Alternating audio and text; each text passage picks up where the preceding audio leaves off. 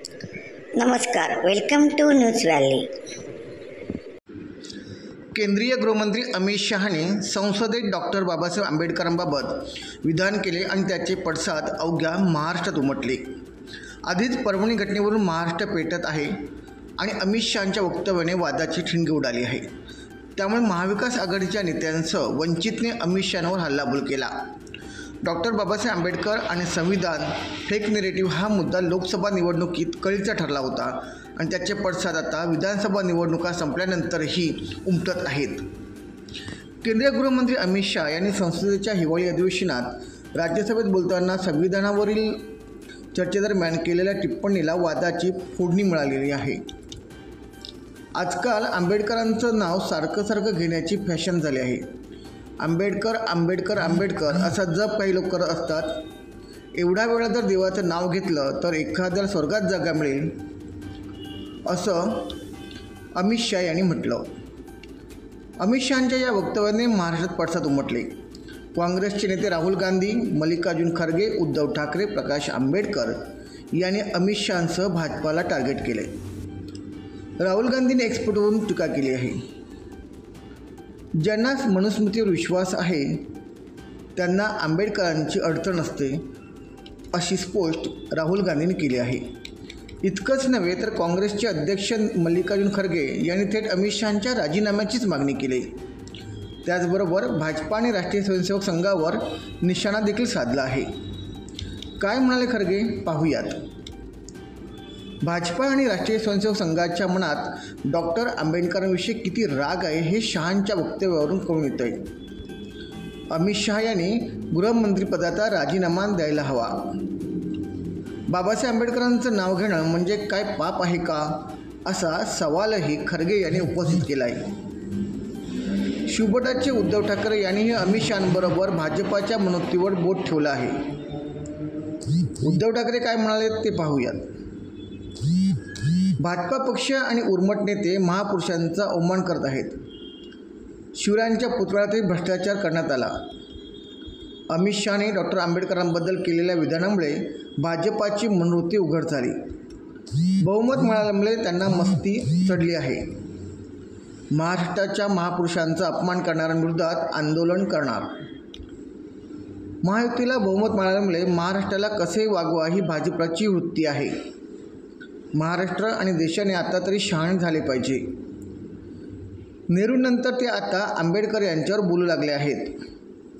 रामदास आठवले राजीनामा देणार का असा सवालही उद्धव ठाकरे यांनी उपस्थित केला आहे. उद्धव ठाकरेच नव्हे तर काँग्रेस प्रदेशाध्यक्ष नाना पटोले आणि शरद पवार गटाचे आमदार जितेंद्र आव्हाड यांनीही अमित शहांवर निशाणा साधला होता. नाना पटोले काय म्हणाले पाहूयात. संविधानामुळेच अमित शहा हे गृहमंत्री झाले असं नाना पटोले यांनी म्हटलं आहे. मवियाचे नेते अमित शहांना टार्गेट करत असताना वंचितचे अध्यक्ष प्रकाश आंबेडकरांनीही भाजपावर टीका केली आहे. काय म्हणाले प्रकाश आंबेडकर पाहूयात.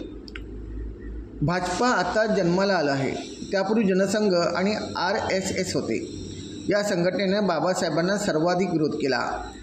अमित शहा यांचे वक्तव्य म्हणजे त्यांची जुनी विचारसरणी पुन्हा बाहेर पडली आहे. त्यात काँग्रेसकडून अडसर नाही, त्यात बाबासाहेबांचं अडसर आहे. त्यामुळे त्यांचा जळफळाट होत राहणार आहे. मवियाच्या नेत्यांनी अमित शहा यांच्यावर वार केल्यानंतर अमित शहा यांनी पलटवार केला. माझ्या विधानाचा विपर्यास केला गेला.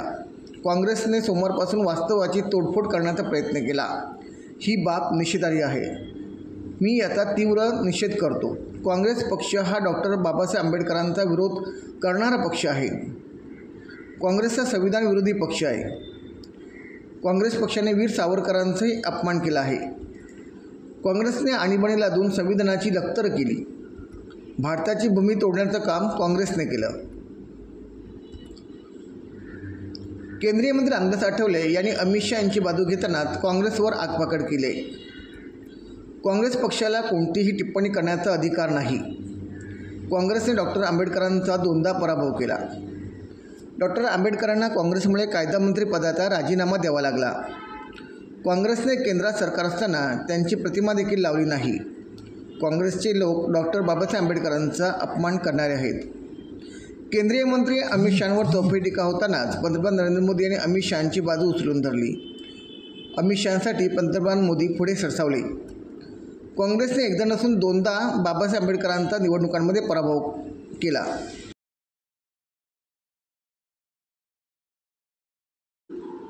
पंडित नेहरूंनी डॉक्टर आंबेडकरांविरोधात प्रचार करणे आणि त्यांचा पराभव हा मोठा मुद्दा उपस्थित केला.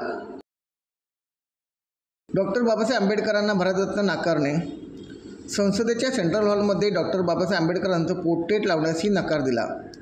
एकूणच केंद्रीय गृहमंत्री अमित शहा यांच्या विधानाचा वाद पेटला आहे आणि महाराष्ट्रात हा वाद विकोपाला जाण्याची शक्यता आहे. लोकसभा निवडणुकीत इंडिया आघाडीने संविधानाच्या मुद्द्यावर जोरदार भर दिला. याचा परिणाम लोकसभेत दिसला.